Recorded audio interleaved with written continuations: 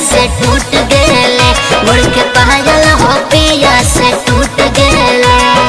राती जे सुतला पलंगिया पधनिया, राती जे सुतला पलंगिया पधनिया टूट गेल, टूट गेल गोड़ के पायल गे धनिया टूट गेल, गोड़ के पायल गे धनिया टूट गेल।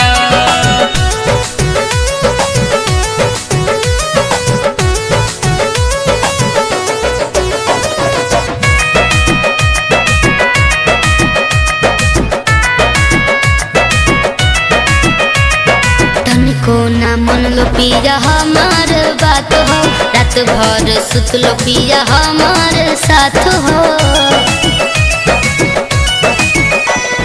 तनिको ना मन लो पिया हमार बात हो, रात भर सुतलो पिया हमार साथ हो।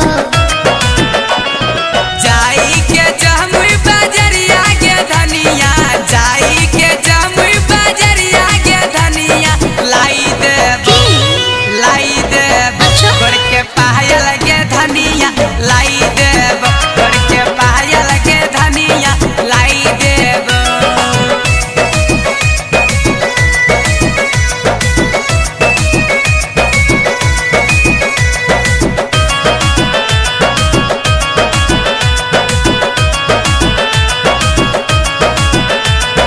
राइटर सुनील पिया मानना कहनामा, अबले सुधर लो ना गबरू सजनामा। सुनी अरे राइटर सुनील पिया मानना कहनामा, अबले सुधर लो ना गबरू सजनामा।